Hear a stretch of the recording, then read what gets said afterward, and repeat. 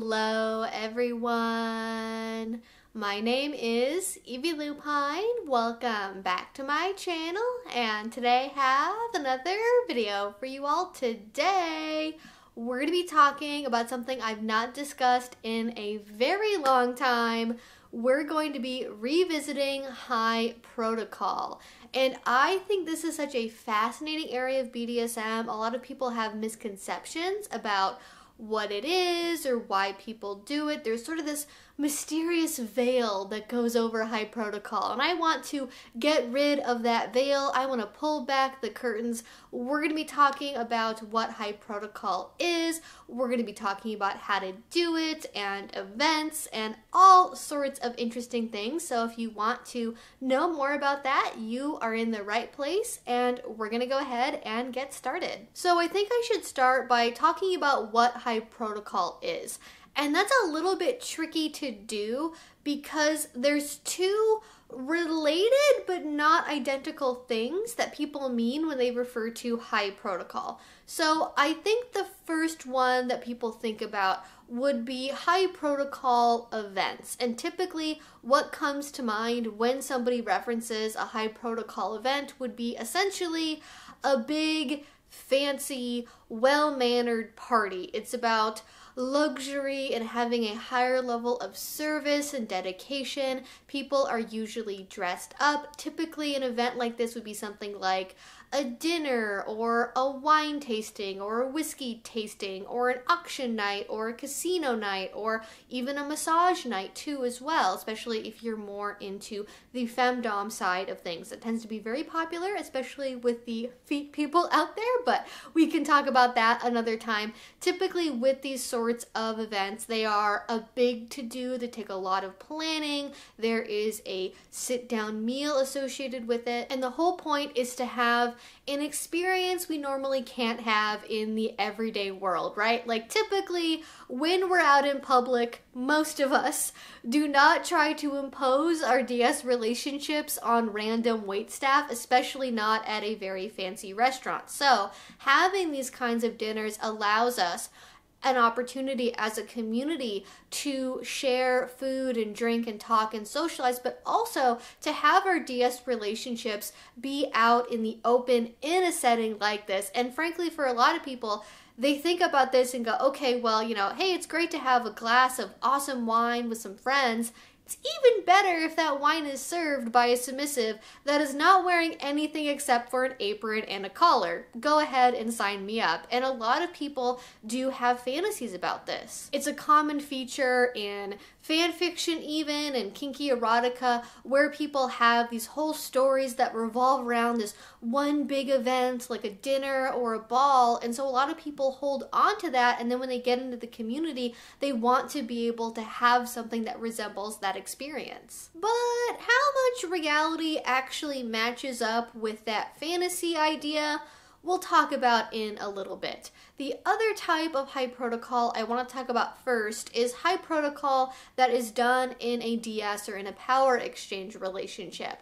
And this type of high protocol is all about having a higher level of expectations within the relationship, either on an ongoing basis continually or for a set period of time. A lot of people will have different levels of protocol within the relationship, like low, medium, and high protocol. If you want to have a video about that, let me know. I can definitely make one. But for today, we're talking about the high protocol version. Again, for some people, this is the whole relationship all of the time, but for most people, it's a very intentional thing that happens occasionally or on a regular basis in the relationship. And I think the best way to illustrate how these different levels of protocol would be different is with an example. So for high protocol, it would probably not be okay to call your partner dude in passing, but you might be able to get away with that in a more low protocol or no protocol scenario with your partner. So it's all about having a more controlled sort of set of parameters in your relationship where there are higher expectations, again, usually for the S-type to be doing more, be more thoughtful with their speech and dress and appearance, how they talk to other people as well, how they refer to themselves. oftentimes using the third person, like using its pronouns or saying your submissive would enjoy blank as opposed to saying I would enjoy blank. Even things like general manners or facial expressions or if and how you sit or if and how you get attention from someone else or from your partner. That is also included in high protocol. It can really be a massive collection of behaviors, but I think what links them all together is this intentionality of having very precise attention towards what you are doing, what your partner is doing. You are Johnny on the spot. You're going to be right there listening for anything you could do to make your partner's day better or easier, and to just wait for every order. You are hanging on their very word. You exist to serve them, I would say, is very oftentimes the mentality. And service submission is usually a very big part of this for most people, most scenarios. I would argue you can have high protocol without there being service, because I think the underpinning is really about discipline and attention, and you don't necessarily have to be making dinner or folding laundry in order to do that. There tends to be a lot of rules and an air of ceremony in how you go about following those rules. And also, I think one of the ways I conceptualize this, and I don't know if it will make sense to anybody else, but the way that I think about it is essentially ultra polite mindfulness in a relationship. You are trying to, again, be very attentive to your partner's needs. That's how I see it, though, and certainly not everyone is going to jive with that definition. Now, when you look up high protocol on the internet, there are so many blogs and websites, all the usual things we find on google.com talking about what high protocol is. And there are a lot of people that have very strong opinions about high protocol is this thing. And sometimes it is this thing, but not always. And I think these stereotypes and examples of what people say all high protocol is like tend to follow a certain pattern. And I want to talk about what that pattern is, because I imagine if you were on this video, you have probably read or seen or heard a story like this one. So according to the early aughts blogs talking about BDSM on google.com, the usual high protocol scenario is something like this. It's a very exclusive club only for the most advanced, serious players. It is very much an invite-only scenario. It is probably held at somebody's private residence, not at a public event or at a convention or something like that.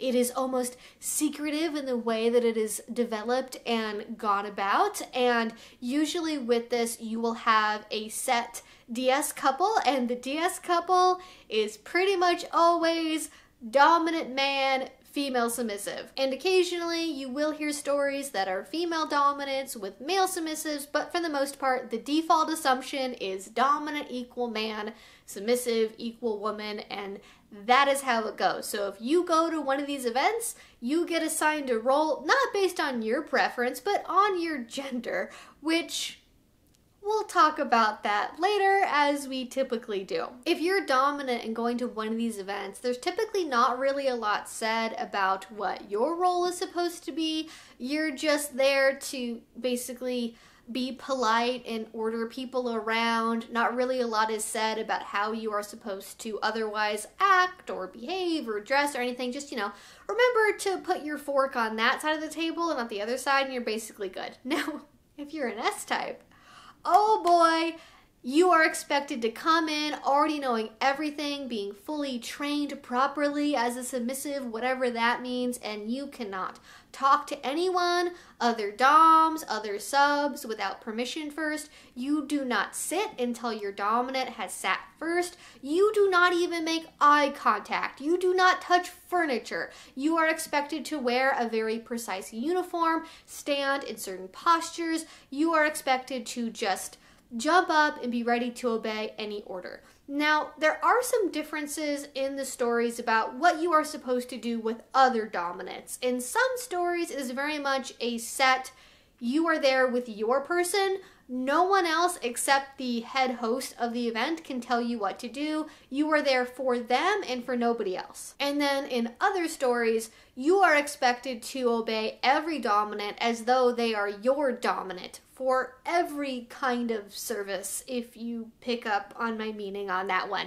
Yeah, there tends to be some assumptions that when you are there, you are essentially submissive for the whole house, not just individual people. And if you go solo as a sub, though that's not typically done, you are assigned a dominant that you are then expected to obey fully from the very start of the event. So there are very high expectations here. It is just a very secluded and precise way of doing BDSM that feels like some kind of elite club, but no matter what it is that goes into the rules of the event for how you are supposed to behave, typically they involve some kind of sit-down dinner and then play and other things afterwards. So that is what high protocol is like according to the internet.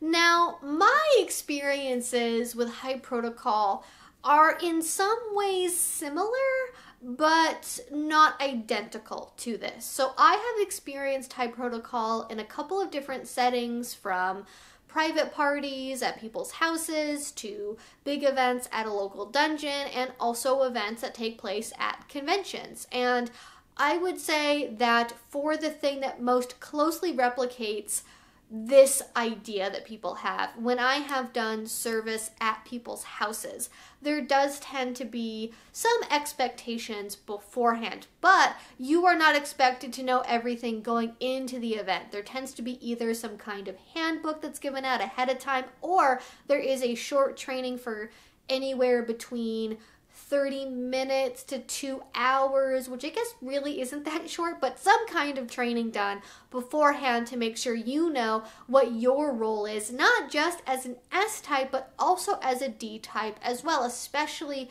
for dinner service, what to do when you are clearing a plate or setting something down, or if you drop a spoon. All of that is gone over. And typically when you go to events like this, you have some kind of phrase you can use to communicate, hey, I'm not super comfortable right now, can I be dismissed? And can I go downstairs? Or whatever it is that you need. And that's a really good way to do this. I think high protocol can be very overwhelming, and I don't think it has to be some kind of off-the-wall CNC, no rules, no limits, no safe words environment. Yes, for some people, but definitely not by default, and definitely not for all. So you have a little bit of room to communicate if you're not really into something, which I think is good. And the main event is typically a dinner. It's a multi-course dinner. You get trained on how to clear all the plates, set everything down, how to eat properly, how to talk, and typically the way the core of the event goes is you have the beginning of the service, all the dominants, all the people who will be receiving service that day sit down, and then you are standing behind whoever you are serving and just waiting to be of service and waiting for them to tell you what to do next. And you might assume that would be really boring and not satisfying at all, but for me, and I can only speak to my experience here, I actually find it to be very meditative and enjoyable, because essentially you are focusing on one key thing and completely honing in on that. Everything else melts away and you can just focus on that one thing. And sometimes it's a while between courses. People get chatty, they start sharing stories, and you just have to stand there blank-faced, no expression, just focusing. And that's really difficult for some people to do. And there are punishments and there are house rules you must follow. And if you don't listen to those, typically your partner you come with will do something to reprimand you if they are told to. But all of that is negotiated and totally at your and your partner's discretion. Now, I should mention this as well. There is sort of a system of being paired up if you're coming in solo. But from my experience, typically it was too many servers and not enough people who wanted to receive service. I could be misremembering that. I think it was different at a couple of different events I went to. But typically, people would be assigned, at least a couple of people would be assigned somebody they hadn't ever really known or played with before. And in that case, the way things would go is you were there for the dinner and doing the dinner and taking care of that. There were no obligations or expectations that you would have to do anything else if you didn't want to. But a lot of people would take this as an opportunity to explore maybe a new partnership or playing with a new person, and that tended to go fairly positively. So anyways, mostly it would be about focusing on the person. You'd go through dinner, and then eventually there would be some kind of breakup for dessert, coffee, playtime, and it would overall be a really wonderful evening experience. And I will say, whoever was going as a service provider versus a receiver, that was totally not dependent on your gender or identity, even your role within BDSM. A lot of people would go even as a submissive once or twice to serve, and then from then on, they might go to receive service because they might not otherwise have the opportunity to do that in their everyday DS relationships. And it was fun to try out what it was like to experiment from the other side. I think actually this is a really good way to try out different ways of approaching BDSM. If you're like, well, I might have a little bit of a top in me, but I don't really want to like do an impact play scene. I don't really know how to use a flogger. What can I do? This can be a good way to explore that. Or the opposite as well. Like if you're dominant mostly and you think, well, I maybe want to see what it's like to serve, but I don't want my partner to think about me differently if I serve them. So you can go to a party like this and serve somebody else and have that experience, and even just to know what your partner is doing for you and have more respect for that and more understanding, that can be a very positive thing. And I know as well people would use these events as a way to experiment with how they dressed or what title they went by. Like if they were the one who was receiving service, they would maybe wear a really nice ball gown, or they would wear a fancy suit they had never really done before. Or as servers, typically what you would wear is black dress pants or a skirt that was at least knee length or longer, and then you would also have on a white shirt, like a nice white shirt, not like a t-shirt, and that would be a way for people to try on wearing a skirt or wearing something that was more masculine than they typically did. I think that was also a really nice opportunity for a lot of people. So lots of ways to experiment with this, not something that is by any means set in stone. And there are other events as well where people do high protocol. Again, it's not just like doing private house parties, though those are very popular. It's also done at local BDSM dungeons, like an old dungeon I went to that is sadly no longer around, RIP. There was a dungeon I went to at one point in time where they had a whiskey, boot blacking, and chocolate night, where it wasn't centered on a dinner typically, but it was about receiving service and having cigars and hors d'oeuvres and dessert, and overall having an air of intentionality with higher protocol and standards. And those were supposed to be very fun to go to, and a little bit lower key and less stressful, I think, compared to a high protocol dinner, because it's much easier, I think, to be high protocol in a scenario where you don't have to worry about 7 courses being served and you can move around a little bit, go to different areas. You're not just at a dining table for 3 straight hours staring into the middle distance wondering when your partner is going to ask for another dessert spoon or whatever. But in any case, that's one way of doing it. I think another way, especially if you want to start exploring doing high protocol for yourself, is to look for high protocol events that happen at conventions. And typically, these are more done with leather conventions. Usually the format for those will be a Friday, Saturday, and Sunday, with Friday having some kind of intensive at them. And this could be for anything. It could be high protocol, it could be DS relationships, it could be edge play. I've seen lots of different intensives, but high protocol intensives are a really popular thing because people will use them literally for the dinner service for the opening ceremony at that event. And so you will get a chance to learn how to serve in a very concrete way. It's usually a couple hours of training and then actually getting to serve a dinner in a formal ballroom setting at a hotel. And I think that's a really good way to do it, especially if you're not really part of your local community, you don't really know people. That is something where I think it is worth the price of admission if you want to pursue that, because there are not typically a lot of other concrete ways to learn an entire BDSM dinner protocol repertoire without doing something like that. So that's a good way to go, I think. But going to an event like this can take a lot of time and dedication and money, and not everyone has that. So if you do want to start learning about how to do high protocol for yourself, how can you do that if you don't have a convention where you live, if you can't go to one because of your work schedule, or maybe you just don't know anyone locally that does high protocol and so you don't know who to learn from? How can you start that journey? And I think there are some ways to learn the different parts that make up a high protocol dinner without having to go to one. I know I just said that it can be difficult or impossible to be able to learn all of that without going to an event, but I think you can learn the different pieces that go into making a high protocol dinner. I do think though, if you want to go on this route, you should really focus on one or two things first. Really tap into, okay, what do I want to learn? What do I want to do? Do you like the idea of doing a high protocol dinner? Or maybe you're more into the idea of a massage night or boot blacking or serving fine chocolates with dessert wine. Or maybe you want to know how to fold a towel like a swan, or maybe you want to be able to prepare the perfect cigar or be a great conversationalist, or maybe you more want to focus on having the rigid discipline and training that many associate with so-called high protocol. So pick a couple of skills and focus on how to learn those. And I have talked about this before, so I won't belabor the point too much, but there are tons of ways to learn things like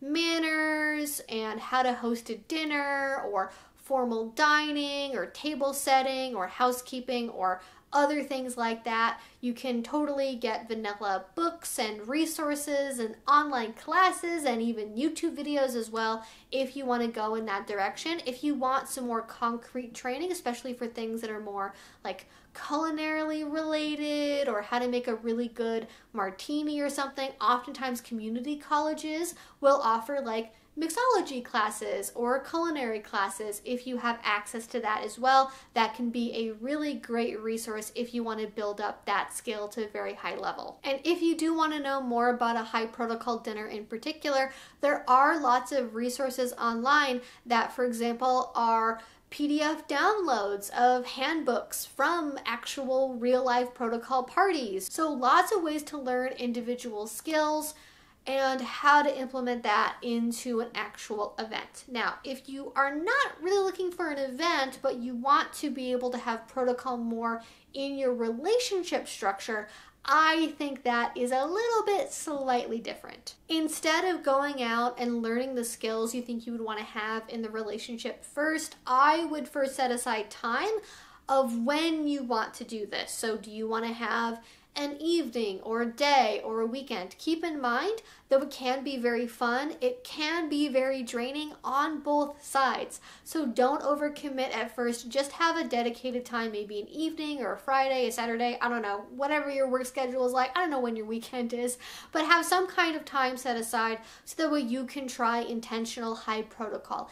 It doesn't necessarily have to be that different at first from what you were already doing, but there is a higher level of formality and intention.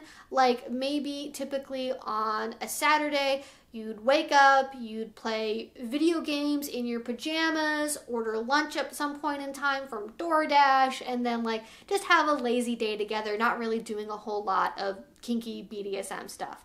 But maybe during your high protocol weekend, you have to wake up an hour early to make sure your hair is done, your makeup is all done before your partner sees you, and you make them breakfast in bed, and then you kneel by their side until they give you an order. Or maybe you go through the whole day and you have eye contact restriction or vocal restriction, like you can't speak unless spoken to, or make eye contact unless you're given permission to. Maybe you only call each other by titles when you normally wouldn't do that, or you use different, more high protocol feeling titles for your partner. Maybe you as the S type. You use third person speech instead of your usual saying, I want to do this. Now you say, your submissive would like to blank, things like that. Or maybe that just means you go around the house not wearing anything except lingerie or bondage gear, and then you have to answer everything with a prompt, yes sir, and do whatever it is they ask next.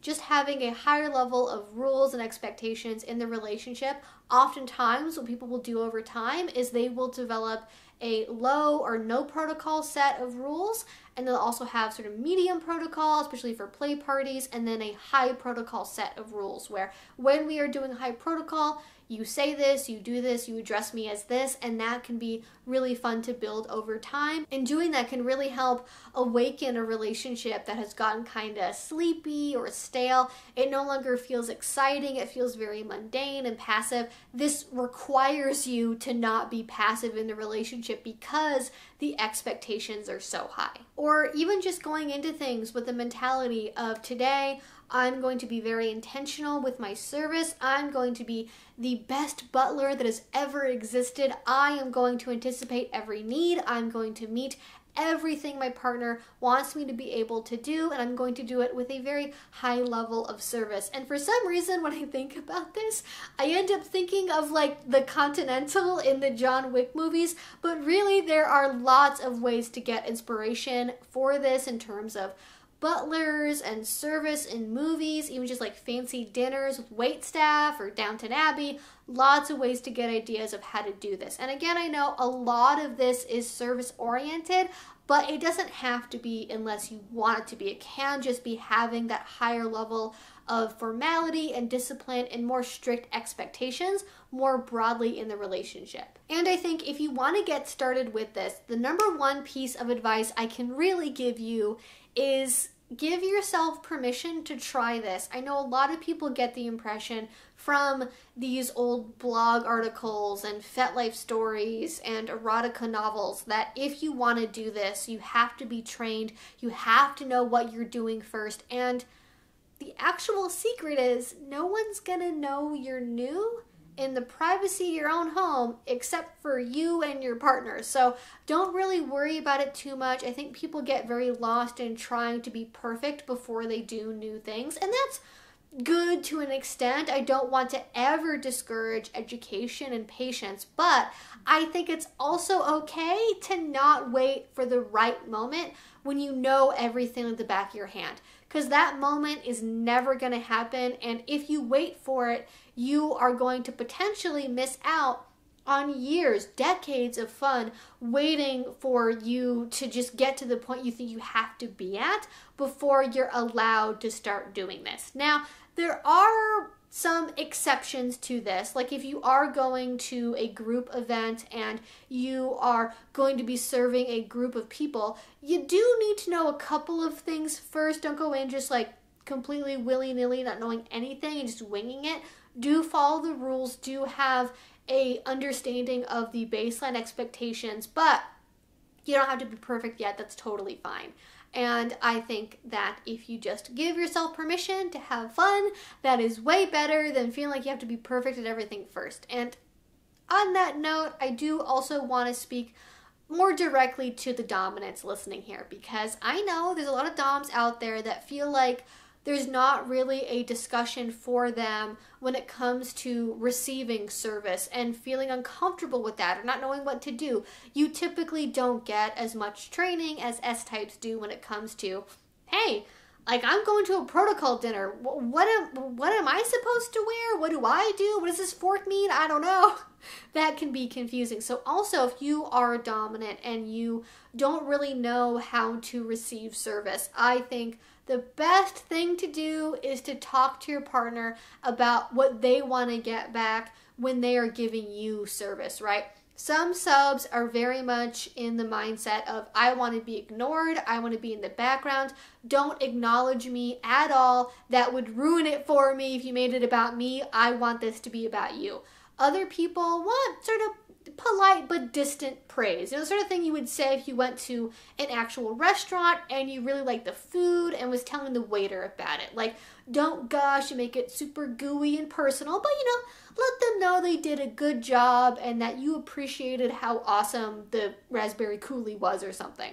And then finally, you have people where they love to be praised. They have a praise kink, high protocol or otherwise. They want to know that what they did specifically was really good and that you liked it, and just heap on the praise and keep it coming. So figure out where your partner falls in that, and that will really help you know how you should respond and how you should act when you are at a high protocol event or doing high protocol at some point with your partner. And also, if you are struggling with feeling like you don't really want to receive service in certain areas, like you feel awkward or unworthy, or like it would make you seem too egotistical if somebody took your coat for you or took off your shoes, you don't ever have to receive any service you don't want to. And I think that the only type of service that is real, true service is the kind you want to receive. So please do not just say yes to something because you think you have to, because if you don't, it would be impolite.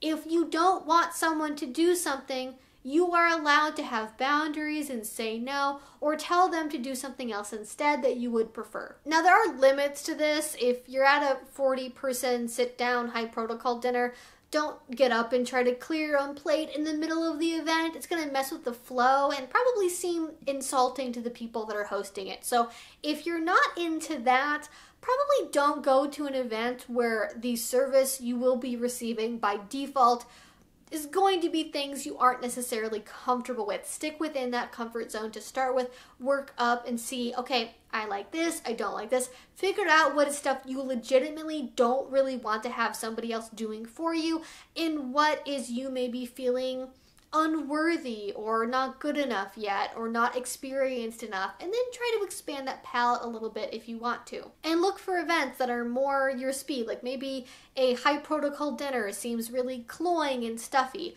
but maybe a casino night or an auction sounds totally up your alley. So there are ways to experiment and explore and find an event that works better for you. And with that being said, I think that's everything I want to say about high protocol for now. Let me know what you think in a comment down below, especially if you have had experiences at high protocol events or having high protocol be part of your relationship. I would love to know what you thought, what worked for you. If you went to an event, did it match what your expectations said it would be like? I would love to know everything again in a comment down below.